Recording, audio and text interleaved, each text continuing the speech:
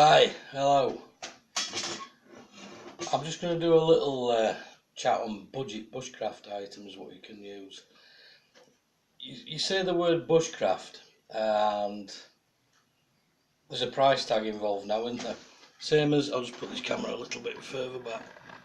Same as any hobby and pastime that becomes popular. Eventually you get people who are on internet, it becomes really popular, and commercial firms latch onto this and start making their own products and putting a name on it. And we all do it, don't we, with golf, football, any sport, interest, fishing, etc., anything. Commercial people get involved and the price tag goes badoosh. But this is just a quick take on it. I like making my own stuff and thinking out the box, basically. So all I'm going to look at in this one, on my budget bushcraft series, link, I am going to start doing this. You've probably seen it in my old videos when I was reading another thing as Carl's Countryside. My Hobo stove. Now basically, to make a cheap Hobo stove, you can get these in the Poundland now. It's basically a knife, fork, spoon, a cutlery drainer. Yeah. I think you can see them in the sort of pound shops now. But you're better off getting a stainless steel one because they last longer, obviously. And all I did with this one, I'll use a temp peg that just fell out.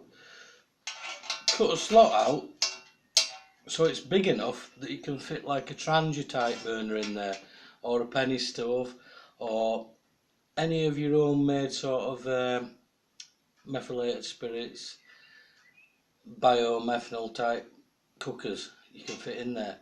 Also, you can use Exy in there and natural stuff, you know, like a Kelly kettle. Use bits of old twigs, anything, and it works a dream. So it's multi-use.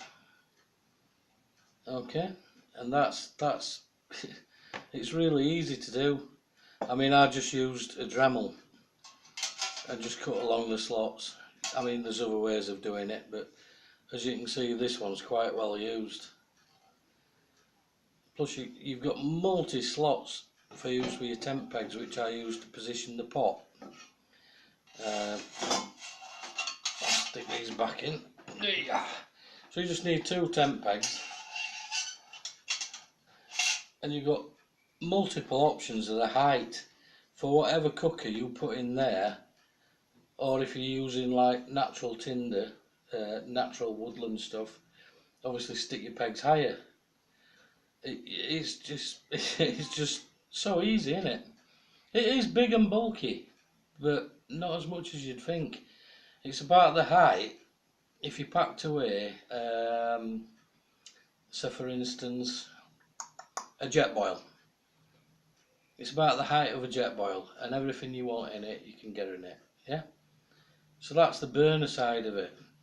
But I would advise, before you went and got one of these, is to go around your charity shops, car boot sales, and find a stainless steel tea caddy, which is what I've got. I bought a set of 3 for £1. Stainless steel, and what I did with the lid, it has got a sort of an handle on it, but what I need to mod that further and put a couple of saw marks in it and put some wire on it so I can pull it up without burning my hands in future. And I just drilled a couple of holes in the lid for when I'm boiling stuff. And it's spot on with it being stainless steel. It's, as you know, happy days.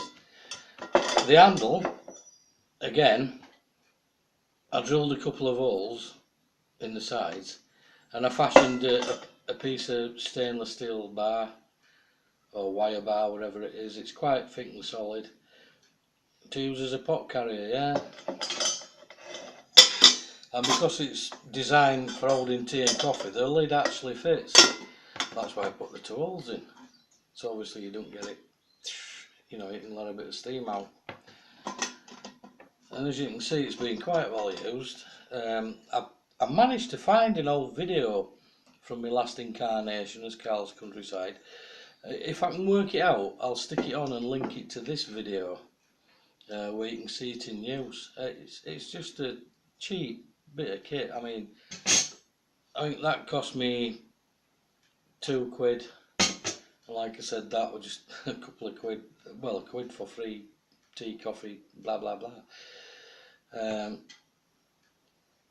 Think outside the box, guys. You know what I mean? It's why pay a lot of money if you're just getting into bushcraft as well. And you're looking at all the videos on YouTube and you say, well, you need this cooker, you need that cooker, you need this Trangia one, this snug pack, this blah. Yeah, they are good bits of kit. They are designed for purpose. They are good, but you will pay a lot of money for it. But this kind of thing costs you next to no, and it's fun.